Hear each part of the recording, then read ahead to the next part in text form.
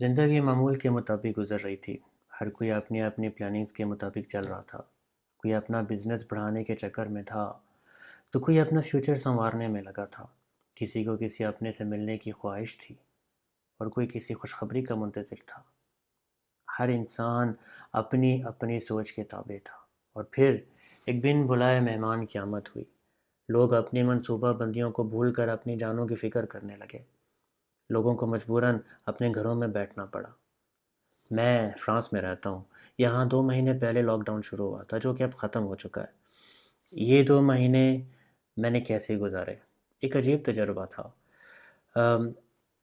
کچھ سیکھا، کئی باتوں کا احساس بھی ہوا۔ یہی شیئر کرنا چاہتا ہوں آپ سے۔ اپنی بات کو بڑھاؤں گا، لیکن اس سے پہلے آپ سے گزارش ہے کہ میرے چینل کو سبسکرائب ضرور کیجیے گا، اور آپ سے یہ بھی جاننا چاہوں گا کہ آپ نے لاک ڈاؤن میں کیا سیکھا۔ کمنٹ سیکشن میں ضرور بتائیے گا۔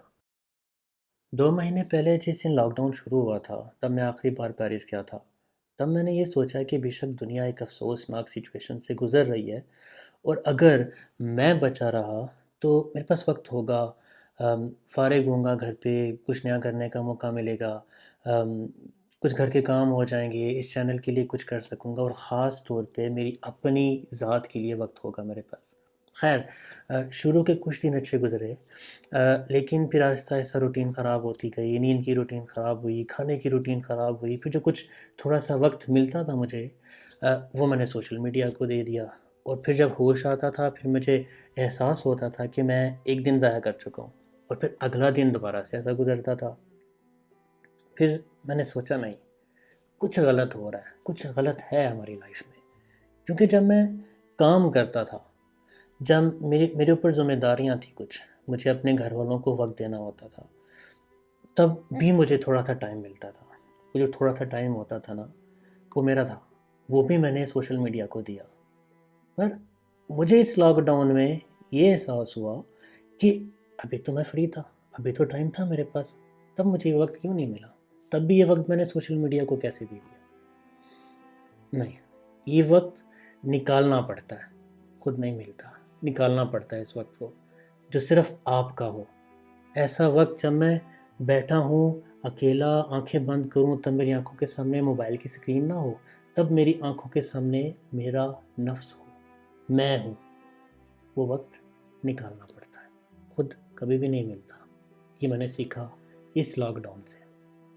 اور اسی دوران ایک دن میں کھڑکی پہ کھڑا پرندوں کو دیکھ رہا تھا۔ وہ ایک ٹہنی سے اڑ کے دوسری ٹہنی پہ جاتے، اور پھر آزادی سے اڑ جاتے۔ تب مجھے اپنا آپ پنجرے میں قید ایک پرندے جیسا لگا۔ تب احساس ہوا کہ آزادی سب کو عزیز ہوتی ہے، آزادی سب کا حق ہے، کیونکہ 2 وقت کا کھانا تو اس پنجرے میں قید پرندے کو بھی مل ہی جاتا ہے۔